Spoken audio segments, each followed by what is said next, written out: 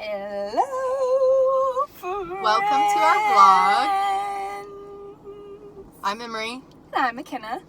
And we will be talking about racism and stereotypes today. In children's vlog. literature. In children's literature. And how you should approach that.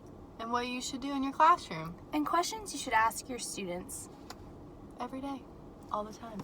24/7. So, the first thing we're going to talk about is how the author and illustrator recognize or show racism or stereotypes. So, on the spread on page 18 and 19, because this book has Page numbers!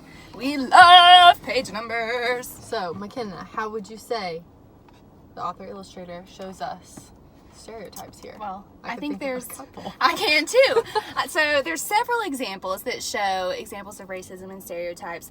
The first being, the first thing I noticed was these three young children standing almost like behind bars and what that is supposed to represent. So just kind of the oppression and honestly like being trapped. Like they're kind of stuck behind this wall and being separated. There's a physical barrier between the Hispanic children and the white children. That's kind of like what we talked about in class with that picture that had won that award, the outside looking in, or yes, it was called. Yeah. So it's very similar to that because here you've got your white kids having a great time, enjoying themselves, playing, being children, and then you've got these children on the outside looking in, wondering, you know, what it must be like to be a part of those people and to not be ostracized. And then the next thing that we noticed, which, whew, this is a big one. Take a step It's back. a big one. No dogs or Mexicans allowed in the public pool. Like, wow.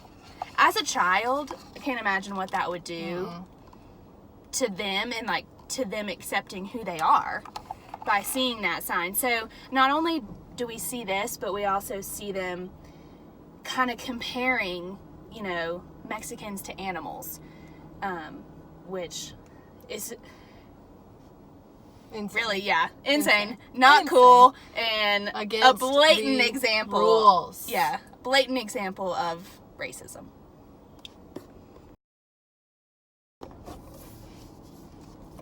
The first book we're going to talk about is Separate is Never Equal by Duncan Tonatia.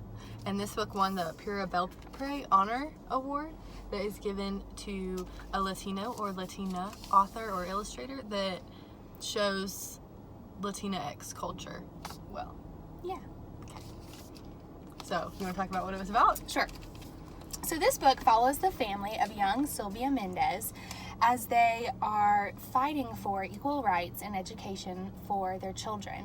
And so it follows their family as they're going through the process, all of the courts, you know, everything that they had to go through in order to get an equal opportunity in education, just like the white children that were living in their neighborhood.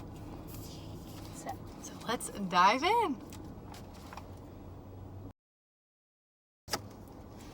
Okay, so we talked about how the author / illustrator recognized stereotypes and racism. So now we're going to talk about how they confront it in the book. So combat it. And combat it, yes. So we're going to turn to page 34, 35. Love these page numbers. All right, McKenna, take it away. So here, we've got the white children and the Hispanic children playing together on the same playground, using the same playground equipment and the same toys, which compared to the other picture, there was this physical barrier between separating the two of them.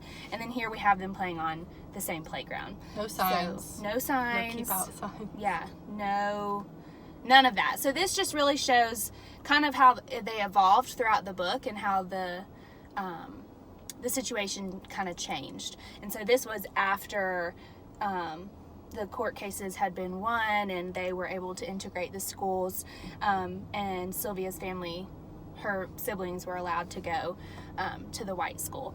So they were all together, and I mean, they look happy. Mm-hmm. So playing together, enjoying each other, not having a care in the world, as children should not have. That's all we have today, folks. Thanks Catch for us watching next our time.